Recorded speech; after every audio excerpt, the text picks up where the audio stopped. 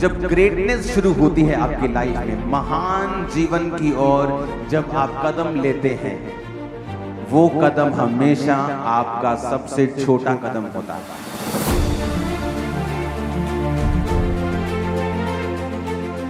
छोटा झूठ, छोटी चोरी, छोटा गुनाह का तोड़ना, ये आपकी लाइफ की डिस्ट्रक्शन की शुरुआत हो सकती है।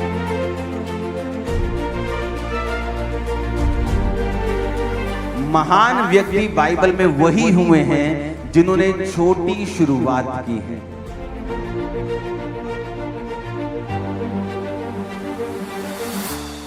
आप कभी ग्रेटनेस की उस पोजीशन पे नहीं जा सकते हैं अगर आप परमेश्वर के वर्ड को फॉलो नहीं करते हैं। हर बेदारी परमेश्वर के वचन से शुरू होती है, हीलिंग प्रभु के वचन से शुरू होती है, ग्रेटनेस परमेश्वर के वचन से शुरू होती है। एक फल ही तो खाया था हवा ने और आदम को खिला दिया था। क्या था इसमें? कोई बड़ी बात थी क्या? फल ही तो खाया था। लेकिन बात अनआज्ञाकारिता की है, बात परमेश्वर के वचन की है, बात परमेश्वर के वचन को आदर देने की है। बात यह है कि आज आप उस परमेश्वर के वचन के ऊपर कितना स्टैंड लेते हैं, या आप उसे पर्सनलाइज करते हैं कि नहीं। आज जो भी बदलाव होते हैं अमेरिका के, आज जब आप बेदारी देखते हैं, वहां पे ईसाई लोगों को देखते हैं, क्रिश्चियन लोगों को देखते हैं सड़कों के ऊपर प्रार्थना करते हुए, बिलियनियर मिलियनियर सड़कों के ऊपर खड़े होकर प्रार्थना करते हैं, वहां विश्वासी जीवन जीते हैं। जवान यंग लड़के लड़कियां शादी के बिना कोई संबंध नहीं रखते किसी लड़के लड़की से, पवित्रताई का जीवन जीते हैं।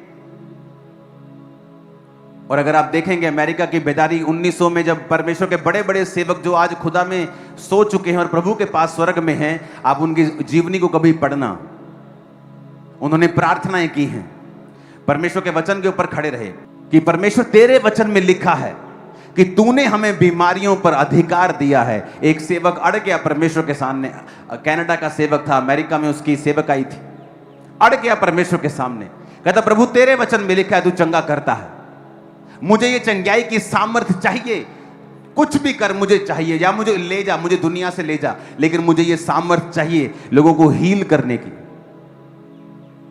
और जब वो एक जगह पे जा रहा था प्रार्थना करते हुए, तो सामने से कोई टॉर्च लेके आ रहा था ऐसे चलता हुआ। उसे लगा कि शायद कोई चौकीदार है या कोई और आदमी है, तो वो जब टॉर्च लेके उसके पास आया, वो स्वर्गदूत था और उसके हाथ में बाइबल थी जो चमक रही थी। सुनो, ये रियल स्टोरी है।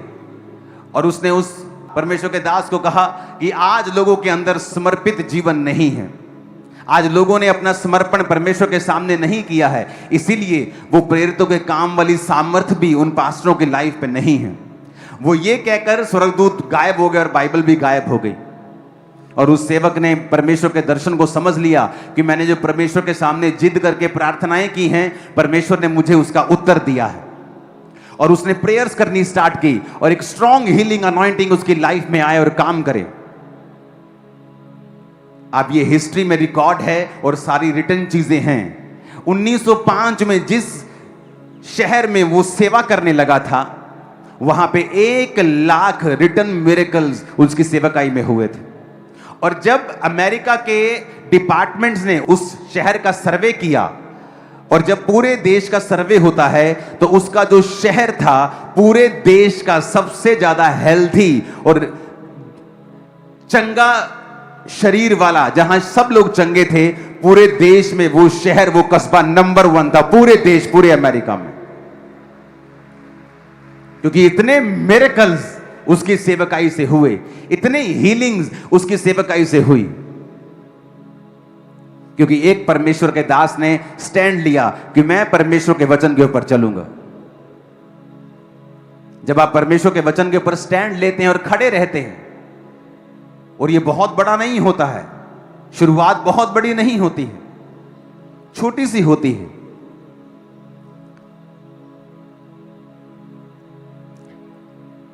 और दानियल 1 में लिखा, यहूदा के राजा यहोयाकीम के राज्य के 3रे वर्ष में बेबीलोन के राजा नबूकदनेस्सर ने यरूशलेम पर चढ़ाई करके उसे घेर लिया। और यहां पर लिखा, परमेश्वर ने यहूदा के राजा यहोयाकीम को परमेश्वर के भवन के कई पात्रों सहित उसके हाथ में कर दिया। तो उसने लिखा था, परमेश्वर ने यहूदा के राजा यहोयाकीम को परमेश्वर के भवन के कई पात्रों सहित उसके हाथ में कर दिया, और उसने उन पात्रों को शिनार देश में अपने देवता के मंदिर में ले जाकर अपने देवता के भंडार में रख दिया। अब आप सोचोगे परमेश्वर ने अपना भवन क्यों शैतान के हाथों में पड़ने दिया? क्योंकि उस समय इज़राइल सारे वो गलत काम कर रहा था जो परमेश्वर के वचन के विरुद्ध थे। इज़राइल का राजा दुष्ट था और वो सब प्रकार के जादू और टोनों में और व्यभिचार में सम्मिलित था। जब एक व्यक्ति परमेश्वर से बिगड़ जाता है तो परमेश्वर उसकी सारी महिमा को जो उसने दी होती है उसे फिर शैतान के हाथों में दे देता है। इसीलिए वचन कहता है कि अन्य जातियों में तुम्हारे कारण मेरे नाम की निंदा होती है। जीसस ने कहा क्यों? क्योंकि जब एक पास्टर बिगड़ता है, जब एक क्रिश्चियन बिगड़ता है, तो परमेश्वर जब उसको बिगड़ता है उसको शैतानी लोगों के वश में करता है। शत्रु उसको लूटते हैं, वो शत्रुओं के वश में आ जाता है, वो कैप्चर हो जाता है। और लोग सोचते हैं शैतान ने काम किया। कई बार सारे काम शैतान नहीं करता है। यहां पर परमेश्वर का यह कार्य था कि परमेश्वर ने अपनी महिमा को भी जो उसे दी थी उसे खत्म कर दिया और अपने भवन के पात्रों समेत वो अपने सारी चीजों को अपने देवता के भंडार में उसने रख लिया। तब राजा ने अपने खोजों के प्रधान अशनपज को आज्ञा दी कि इजरायली राजपुत्रों और प्रतिष्ठित पुरुषों में से जवानों को ला, जो निर्दोष, सुंदर, सब प्रकार की बुद्धि में प्रवीण, ज्ञान में निपुण, विद्वान, राज मंदिर में हाजिर रहने के योग्य, और उन्हें कसदियों के शास्त्र और भाषा की शिक्षा दे। जो बेबीलोन का राज्य था वो बहुत तेजी से बढ़ रहा था, वो इतनी तेजी से एक्सपेंड कर रहा था और वो इतनी तेजी से देशों के ऊपर कब्जा कर रहे थे कि उनके पास जो स्टाफ था, जो अच्छा स्टाफ, जो राज्य कर सके, जो उन पर देख रेख कर सके, एडमिनिस्ट्रेशन कर सके, वो स्टाफ की कमी थी। क्योंकि वो देश बहुत तेजी से कैप्चर कर रहा था कि आज ये देश पे कब्जा कर लिया, अब अपना स्टाफ चाहिए, अपने लोग चाहिए जो उस देश का कोई गवर्नर बन सके, कोई हाकिम बन सके, कोई गृह मंत्री बन सके, कोई पुलिस ऑफिसर बन सके। तो इस कारण वो क्या करता था राजा, अब उसे अपने स्टैंडर्ड के लोग भी चाहिए कि ये नहीं अगर देश बढ़ रहा है तो वो क्वालिटी से कॉम्प्रोमाइज करे। तो उसने फ्यूचर के बारे में सोच के कहा कि मुझे अच्छे जवान इजरायली राजवंश में से ऐसे लोगों को लेके आ जो बुद्धि में प्रवीण हो। और वचन कहता है कि उनमें यहूदा की संतान में से चुने हुए दानियेल, हनन्याह, मिशाएल और अर्जिया नामक यहूदी थे। अब यहां पर ये 4 जन परमेश्वर के राजा के अंडर आ जाते हैं और राजा के पास चले जाते हैं। अब ये राजा का जो खोजा है, राजा का जो अधिकारी है, उसको राजा ने कहा इनको मेरा फूड देना है, जो मैं खाता हूं वो ये खाएंगे। इनको शिक्षा दो, इनको शस्त्र, शास्त्र, भाषा, सब चीजों की शिक्षा देके इतने साल तक इनको पालो और उसके बाद मैं इन्हें ड्यूटीज दूंगा, इनको चेक करके। और बाइबल कहती है दानियेल भी उनके प्रति वहीं पे था। लिखा, परंतु दानियेल ने अपने मन में 8 आयत में लिखा, ठान लिया कि वो राजा का भोजन खाकर और पीने का दाख मधु पीकर अपवित्र ना होए, इसलिए उसने खोजों के प्रधान से विनती की कि उसे अपवित्र ना होना पड़े। परमेश्वर ने खोजों के प्रधान के मन में दानियेल के प्रति कृपा और दया भर दी। खोजों के प्रधान ने दानियेल से कहा, मैं अपने स्वामी राजा से डरता हूं, क्योंकि तुम्हारा खाना पीना उसी ने ठहराया है। कहीं ऐसा ना हो कि वह तेरा मुंह तेरे संग के जवानों से उतरा हुआ और उदास देखे, क्योंकि तुम मेरा सिर राजा के सामने जोखिम में मत डालो। तब दानियेल ने उस मुखिए से, जिसे खोजों के प्रधान ने दानियेल, हनन्याह, मिशाएल और अर्जिया के ऊपर देखभाल करने के लिए नियुक्त किया था, कहा, मैं तुझसे विनती करता हूं, अपने दासों को 10 दिन तक जांच और हमारे खाने के लिए साग पात और पीने के लिए पानी दे, और 10 दिन के बाद हमारे मुंह जो जवान राजा का भोजन खाते हैं उनके मुंह को देख, और जैसा तुझे देख पड़े उसी के अनुसार अपने दासों से व्यवहार करना। उसने उनकी विनती मानी और 10 दिन तक उन्हें वही खाना देता रहा जो उन्होंने कहा, और उनको जांचता रहा। 10 दिन के बाद उनके मुंह राजा के भोजन के खाने वाले सब जवानों से अधिक अच्छे और चिकने दिखाई पड़े। तब वह मुखिया उनका भोजन और उनके पीने के लिए ठहराया हुआ दाख मधु दोनों छुड़ाकर उन्हें साग पात देने लगा। अब यहां पर समझने वाली बात है, परमेश्वर ने कहा जब ग्रेटनेस शुरू होती है आपकी लाइफ में, महान जीवन की ओर जब आप कदम लेते हैं, वो कदम हमेशा आपका सबसे छोटा कदम होता है। अगर आज आपको यहां से अमेरिका जाना है और आप यहीं से सोच लें मुझे यूएसए की फ्लाइट पकड़नी है, वो छोटा सा कदम जो पहला आप उठाते हैं वो है तो छोटा सा, पर आपकी डेस्टिनी की तरफ आपको लेके जा रहा है। महान व्यक्ति बाइबल में वही हुए हैं जिन्होंने छोटी शुरुआत की है। थोड़े दिनों के बाद जब राजा टेस्ट लेता है तो दानियेल और उसके 3 साथी बाकी लोगों से बुद्धिमान दिखाई देते हैं और वो उनके आकर समक्ष में सेवा करने लगते हैं। वो बड़े हो जाते हैं और राजा को एक दिन सपना आता है और राजा सब पंडितों को बुला के बोलता है, मुझे सपना आया है, बताओ मेरे सपने में मैंने क्या देखा और उसका अर्थ क्या है। सब जादू टोना करने वाले पंडित शास्त्री सब बोले, राजा ऐसा कौन पूछता है, हमें सपना तो बता, हम बता देंगे तेरे सपने का अर्थ क्या है। उसने कहा नहीं, सपना भी तुम बताओ और अर्थ भी तुम बताओ, नहीं बताओगे तो तुम मारे जाओगे। वो नहीं बता सके तो राजा ने झुंझलाहट में आज्ञा दे दी कि सब पंडितों का, सब पास्टर्स का, सब लोगों का नाश कर दो, एक ही दिन में मार दो सबको। जब दानियेल को यह बात मालूम हुई तो उसने अपने साथियों को बोला कि प्रार्थना करो, कल मैं राजा के सामने जा रहा हूं कि परमेश्वर अपना भेद प्रकट करे। और रात को परमेश्वर ने दर्शन में दानियेल को बताया कि उसने कौन सा सपना देखा है और उसका अर्थ क्या है।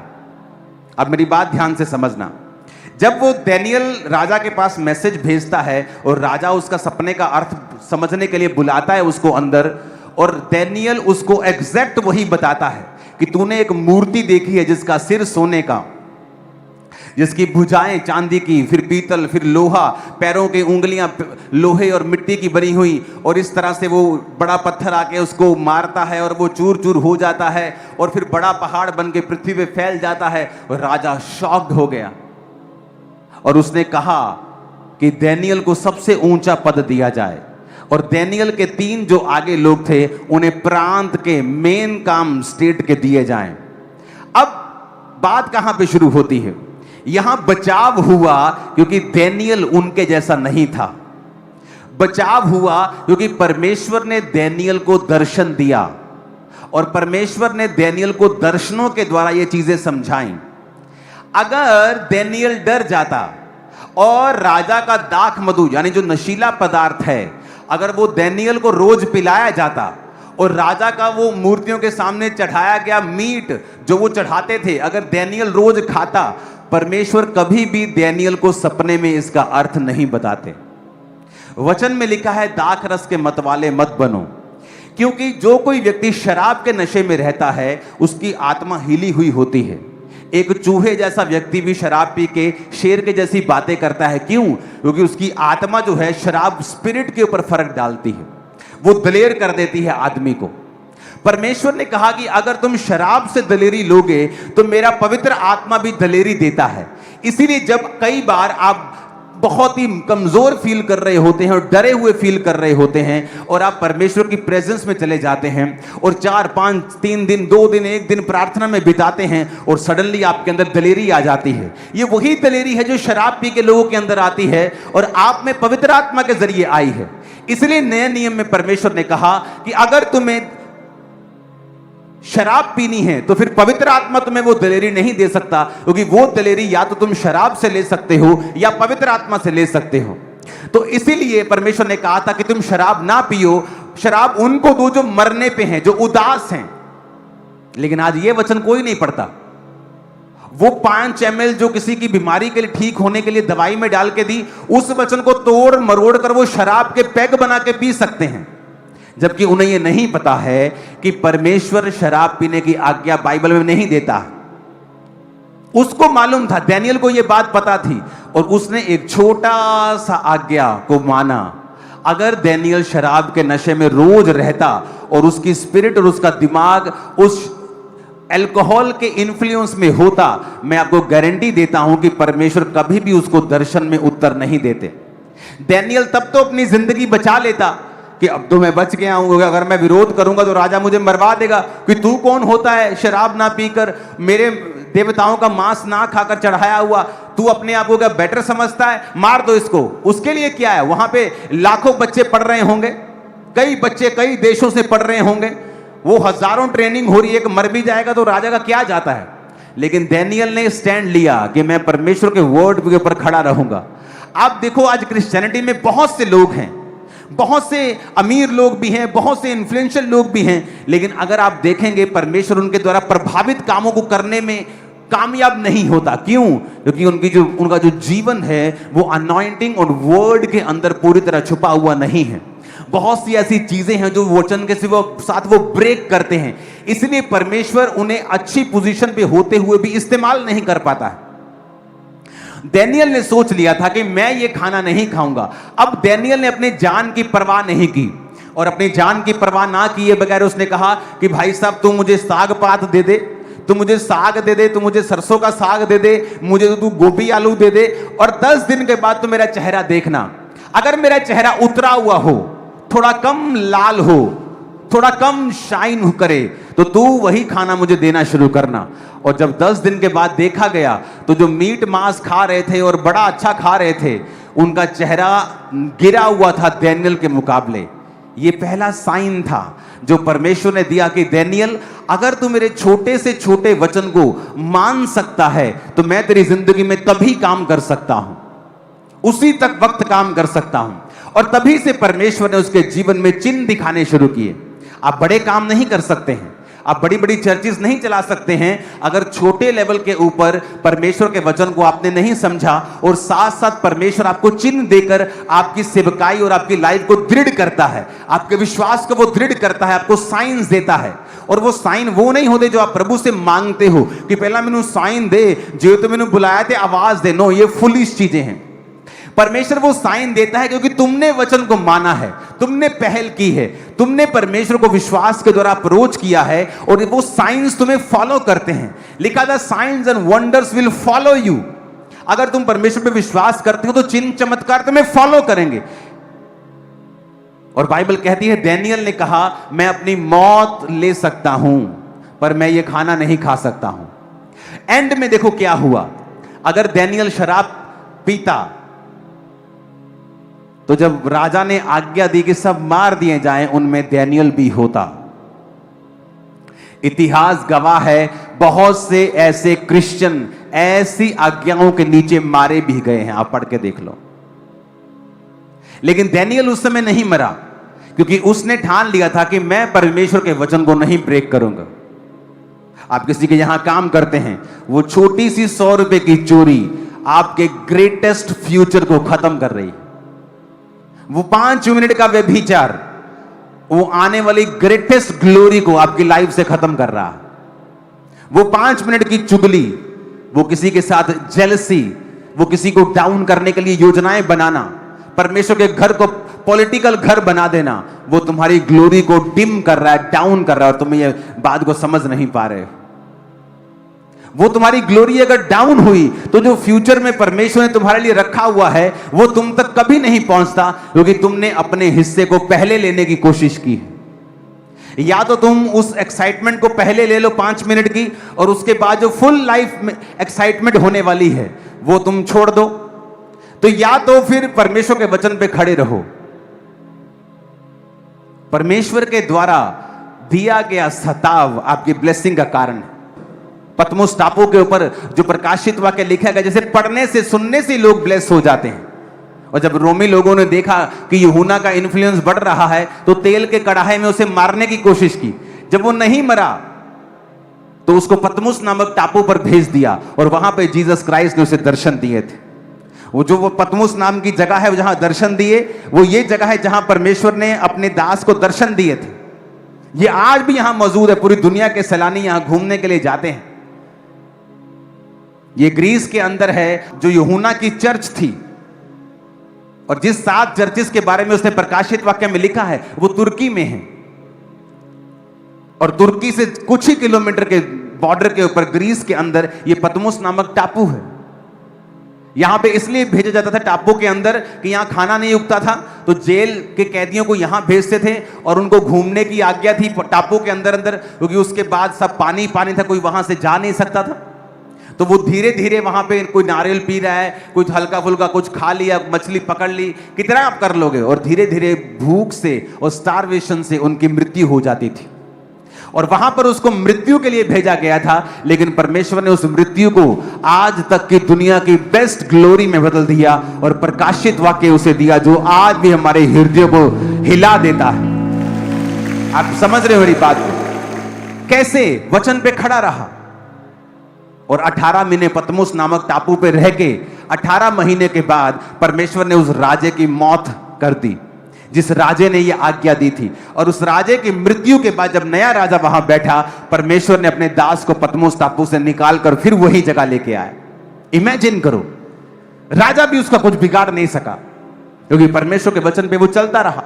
मौत उसका बिगाड़ नहीं सकी, क्योंकि वो परमेश्वर के वचन पे चलता रहा। आज सबसे इंपॉर्टेंट है, क्या आप परमेश्वर के वचन के ऊपर चलते हैं या नहीं चलते हैं? अगर आप क्रिश्चियन हैं, आप हमेशा टाइथ निकालेंगे।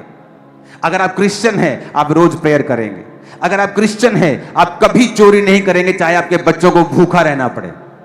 अगर आप क्रिश्चियन हैं, आप कभी भी परमेश्वर की देह की बदनामी नहीं करेंगे। आप कभी दूसरे व्यक्ति को डाउन करने की कोशिश नहीं करेंगे।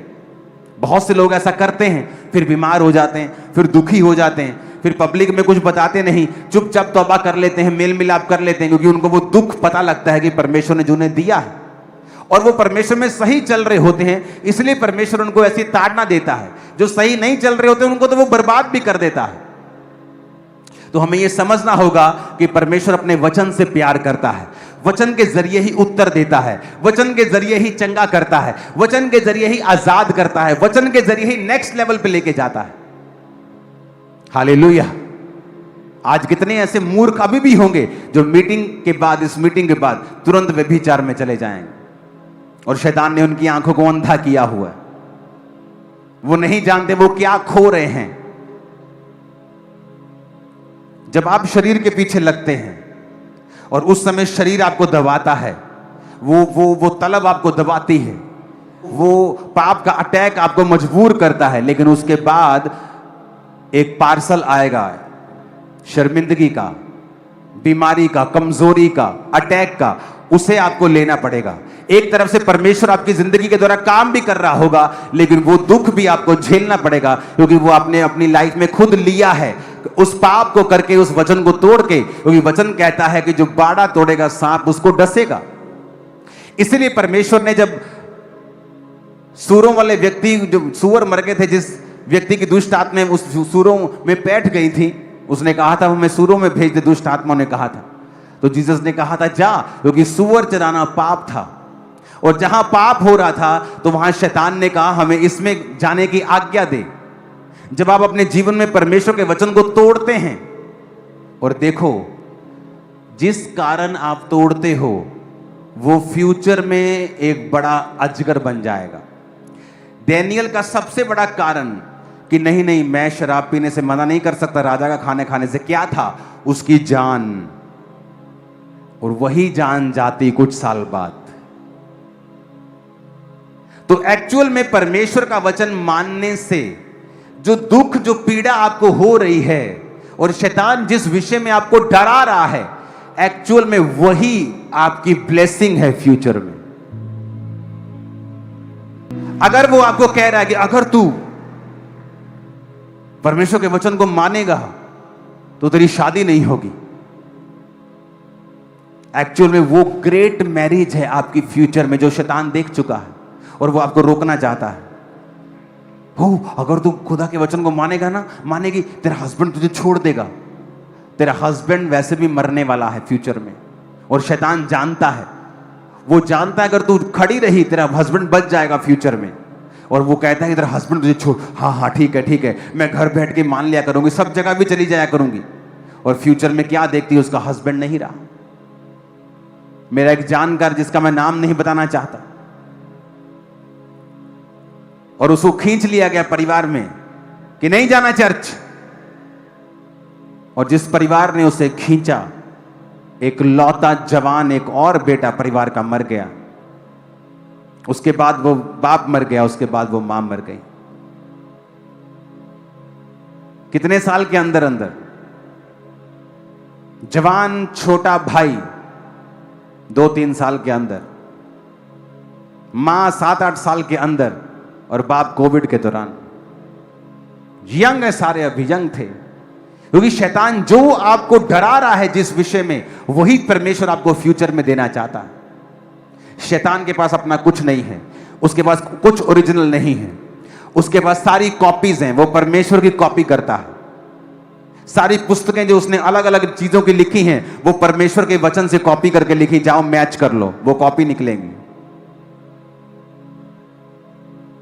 सब कुछ उसने कॉपी कर कर कर कर कर कर कर, कर, उसका कुछ भी ओरिजिनल नहीं है।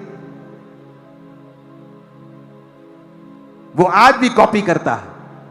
आज भी जब फेक कोई उठता है तो वो जेन्युइन चर्चेस की कॉपी करने लगता है। क्योंकि शैतान के पास अपना कुछ भी ओरिजिनल नहीं है। क्योंकि परमेश्वर उससे बात नहीं करता, वो उसको रेवलेशन नहीं देता। अगर अपनी लाइफ में कामयाब होना है तो मत सोचो कि कोई बात नहीं, छोटा सा झूठ है, ये तो काम पे चलता है, ये तो बिजनेस में चलता है। छोटा झूठ नहीं चलता। छोटा झूठ, छोटी चोरी, छोटा गुनाह का तोड़ना, ये आपकी लाइफ की डिस्ट्रक्शन की शुरुआत हो सकती है। तभी तो आपको लगता है कोई फर्क नहीं पड़ता है। अपने पड़ोसी को बोलो, वर्ड नहीं तोड़ना है।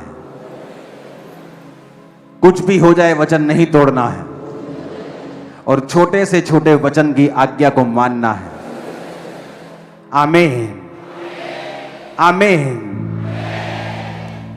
बाइबल पढ़ के देख लो, कौन थे ग्रेट आदमी जिन्होंने दुनिया को बदला है? वो जिन्होंने छोटे होते से ही,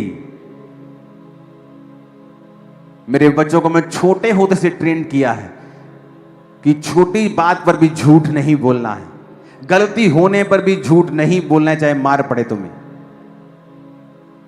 क्योंकि जब आप इन तैयारियों में रहते हैं और अपनी लाइफ को क्लीन रखते हैं, परमेश्वर के लिए आसान है वो ग्लोरियस जिंदगी आपके बीच में से निकालकर लोगों के सामने रखना जिसके लिए आप बुलाए गए हैं। अगर डैनियल ने परमेश्वर के उस वचन को अपनी जिंदगी का रिस्क लेकर माना, तो एंड में डैनियल ही ऊंचा हुआ, उसके साथी भी ऊंचे हुए। वो ग्लोरियस जगहों के ऊपर थे। उस राज्य में राजा के बाद दूसरा तीसरा स्थान हमेशा उनका रहता था, क्योंकि परमेश्वर ने उनको ऊंचा किया, क्योंकि वो परमेश्वर के वर्ड को फॉलो करते थे। आज आपको नाराज थोड़ी करना है अपने सरपंच को। चाहे आपको कुछ भी खाना पड़े, लंगर खाना पड़े, आप खाएंगे, क्योंकि आप परमेश्वर को नाराज कर लेंगे, लेकिन अपने सरपंच को नाराज नहीं करेंगे। आप वो लोग हैं जो लोगों से आदर चाहते हैं, लेकिन परमेश्वर से आदर नहीं चाहते हैं। और परमेश्वर भी रहने देता है आपको उसी लेवल के ऊपर, और आपको बढ़ाता नहीं। आप क्रिश्चियन भी रहते हैं, आप प्रार्थना भी करते हैं, सब जगहों पे भी चले जाते हैं, सब खा पी भी लेते हैं, इधर उधर भी घूम आते हैं, सब कुछ कर लेते हैं, डांस भी कर लेते हैं डीजे के ऊपर। आप मिक्स हो चुके हैं, जिस तरह इजराइलियों ने मिक्स कर लिया था।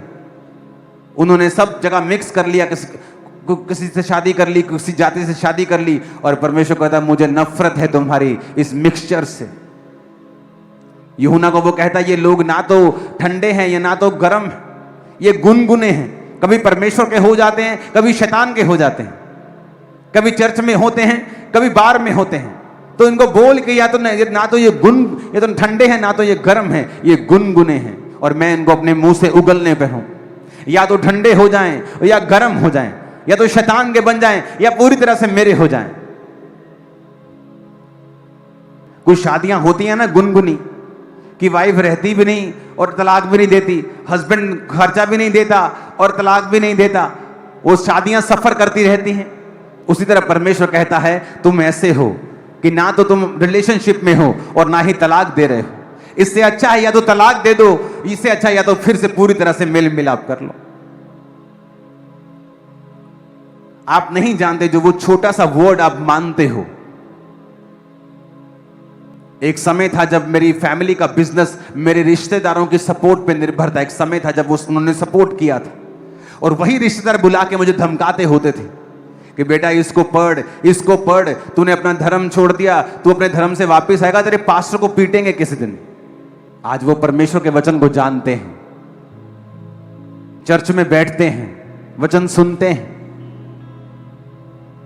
कि इस परमेश्वर के बारे में जो ये बताता था। जब ये बच्चा था 19 साल का, हमने सुना था, हमने पूरा होते हुए देखा है। क्या हुआ उस समय? 4 रिश्तेदार चले गए, और वो एकदम से नहीं मेरी जिंदगी में कुछ हुआ कि अगर 10 रिश्तेदार चले गए, कुछ दोस्तों को मैंने छोड़ दिया, कोई दोस्त निकल गए, कुछ संगति की वजह से चले गए, लेकिन वो अकेले समय मैंने बिताया। आज मेरे लाखों रिश्तेदार हैं। आप मेरे रिश्तेदार हो, कलीसिया मेरे रिश्तेदार नहीं है क्या? मेरी शादियों में आप लोग थे, मेरी शादी में कौन था? आप लोग। मेरी फैमिली की शादियों में, मेरे बच्चों की शादी में कौन होंगे? आप लोग। अगर मैंने एक त्यागा, वो लाखों देता है। हालेलुया। कितने समझ रहे हैं इस बात को? आज कुछ भी हो जाए, वचन पे चलना स्टार्ट करो। मत गवाओ उस ग्लोरी को जो परमेश्वर आपको देना चाहता है, अदरवाइज वो स्ट्रगल कभी खत्म नहीं होगा। जो आप करना चाहते हैं, परमेश्वर खुद टांग लगाकर उसे अड़ंगा लगाएगा। शैतान नहीं, परमेश्वर वो खुद तुम्हारे टांग को पकड़ेगा कि तुम आगे ना बढ़ पाओ, जब तक तुम एक समर्पित जीवन नहीं जीते हो। अगर तुम इस वचन को सुन रहे हो, तो इसका मतलब परमेश्वर ने तुम्हें आज असाइन किया है कि तुम इस वर्ड को सुन सको, चाहे तुम उस आइसलैंड से या ग्रीनलैंड से क्यों नहीं देख रहे हो। तुम जहां से भी देख रहे हो, परमेश्वर ने यह समय ठहराया है कि वो अपना वचन तुम तक दे रहा है कि मेरे वर्ड के साथ फेथफुल रहो, ताकि तुम्हारी ही ग्लोरी वो तुम्हारे अंदर से पैदा कर सके, तुम्हें वैसा बना सके जो एक्चुअल में परमेश्वर ने तुम्हारे लिए रखा हुआ। जो गलतियां 2006 में मैं करता था, परमेश्वर एक्सपेक्ट करता है कि 2007 में मैं ना करूं। जो 8 में होती थी, 9 में ना करूं। हो सकता है आपको परमेश्वर ने ब्लेस किया हो पिछले सालों में, लेकिन अब वो चाहता है कि आप उस बचपन, मसीही बचपन की वो स्पिरिचुअल बचपन को छोड़ के अब आप जवानी में प्रवेश करें और बुढ़ापे में प्रवेश करें, क्योंकि वो आपके फ्यूचर को जानता है। आपके परिवार पे आने वाली मुसीबतें, आपके फाइनेंस पे आने वाली मुसीबतों को वो जानता है, और वो आपको अलर्ट करता है। मेरा विश्वास है आप वर्ड को फॉलो करेंगे। मेरा विश्वास है आप वचन को रोज पढ़ेंगे। मेरा विश्वास है आप वचन को रोज पढ़ेंगे, और छोटे से छोटे वचन को भी आप अपनी जिंदगी में फॉलो करेंगे। Hallelujah, hallelujah. मुझे आज भी मेरे बच्चे देखते हैं, हर हफ्ते जब मेरे पास पैसा होता है, मैं अपना पर्सनल टाइथ हर हफ्ते निकाल लेता हूं, टाइथ से ज्यादा। और वो देखते हैं कि हमारी लाइफ में बिना इन पैसों का घपला किए हुए हमारी लाइफ में अबंडेंस ब्लेसिंग्स रहती हैं। आप जो पैसा देते हो उसे 30 से ज्यादा 35-40 लोग गिनते होंगे। इन हाउस सीए उसे बैंक में भेजते हैं अगले ही दिन। और शुरू से मैंने ये सिस्टम बनाया था कि सारे सीसीटीवीज के अंदर ये ऑफरिंग होगी। जब ऑफरिंग गिन रहा होगा, कोई बाहर जाने की आज्ञा नहीं है, चाय पीने की आज्ञा नहीं है कि अब तुम जेब में डाल के ले जाओ। परमेश्वर ने मेरे उन रूल्स का आदर किया और इस चर्च को फाइनेंशियली ब्लेस किया।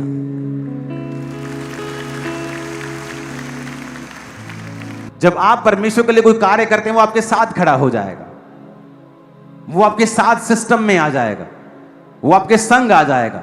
आपके वर्क प्लेस के ऊपर आप कहीं से भी शुरुआत कर सकते हैं, छोटी से छोटी। आप एंड छोटा नहीं करेंगे अगर परमेश्वर आपके साथ है तो। अगर आप भी दुनिया की तरह जीना चाहते हैं, दुनिया की तरह ही सब करना चाहते हैं, तो एक्सपेक्ट ना करें कि परमेश्वर आपकी लाइफ में वो काम करेगा जिसके लिए आप बुलाए गए हैं। आप क्रिश्चियन रहेंगे, वो आपको खाना पीना देता रहेगा, जिस तरह एक माँ छोटे बच्चे को या बड़े हो चुके मंदबुद्धि बच्चे को खाना पीना सब कुछ देती है, लेकिन घर की चाबियां उसे नहीं मिलती। अगर आप मसीह में नए हैं तो आप छोटे हैं, अगर मसीह में पुराने हो गए हैं और अभी भी आप बच्चों की जैसी बातें करते हैं, फिर आप मंदबुद्धि बच्चे हैं। तो आपको खाना पीना सुरक्षा तो देगा परमेश्वर, लेकिन आपको घर की चाबियां नहीं देगा, जिम्मेवारियां नहीं देगा, ग्लोरियस काम नहीं देगा।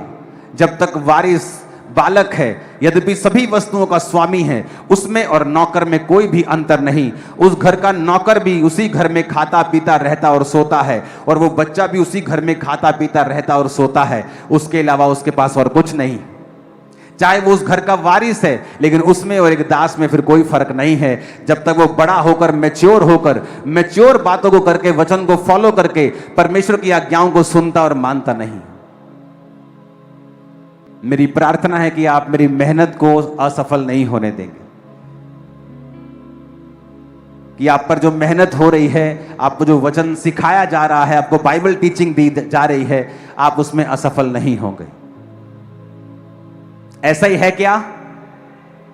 आप मुझे अपनी गवाही भेजो अपने जीवन परिवर्तन की, ओके, कल से,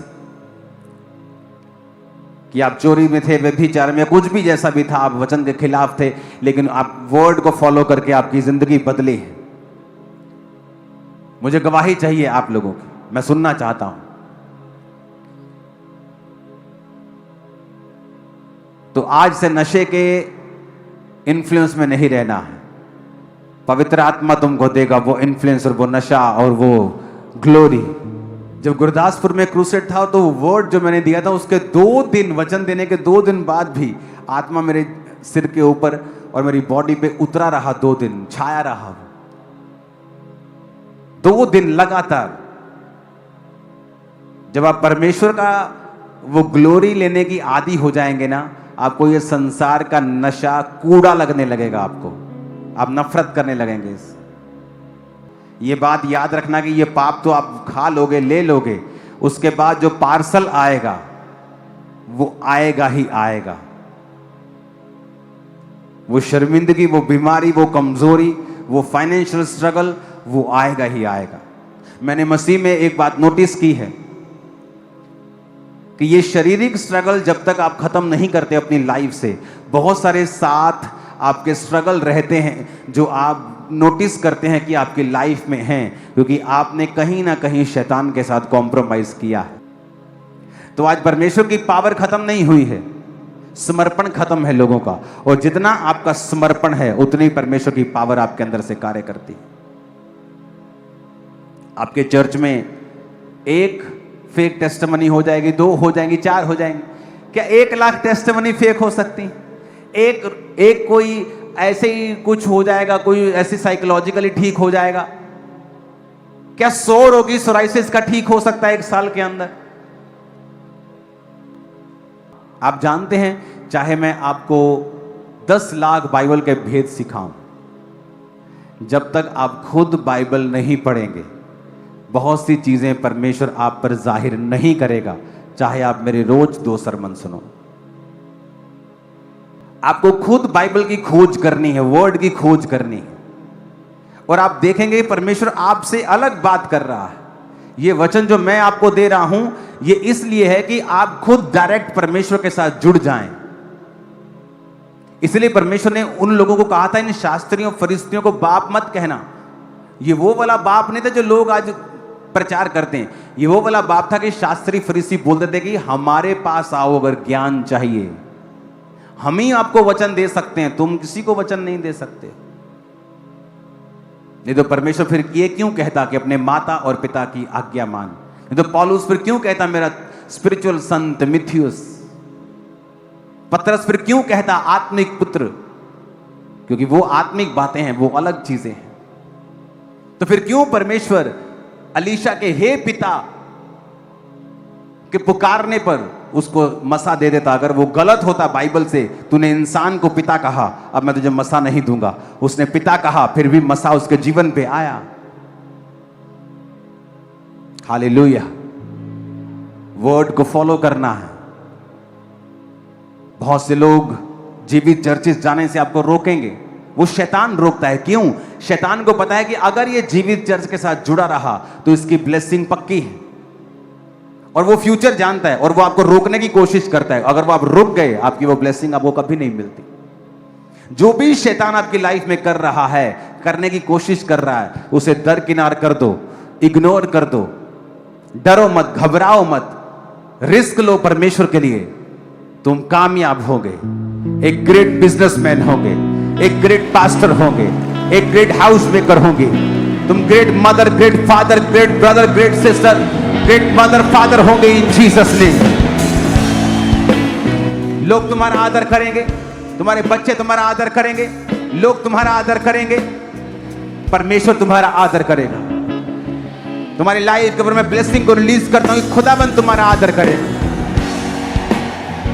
वो तुम्हारी हदों को बढ़ाएगा, तुम एक जगह पे नहीं रहोगे, तुम्हारी हदें लगातार बढ़ती रहेंगी, तुम लगातार एक्सपेंड होते रहोगे, तुम्हारा परिवार लगातार, तुम्हारे परिवार की ब्लेसिंग लगातार एक्सपेंड होती रहे। कोई शैतान अपनी योजना तुम्हारी जिंदगी में पूरी नहीं कर पाएगा। जो भी शैतान करना चाहेगा, मेरा पिता स्वर्ग से दूतों को भेजकर उसे कैंसिल कर देगा। जो कुछ भी शैतान ने तुम्हारे लिए ठान रखा होगा, वो कैंसिल हो जाएगा और शर्मिंदा होगा इन जीसस नेम। वो बीमारी तुम्हारे अंदर पनप रही होगी, वो कैंसर, वो एड्स, आज इस प्रार्थना के द्वारा परमेश्वर की सामर्थ्य से जल के सूख जाएगा और तुम फ्री होके वापस जाओगे। हालेलुया।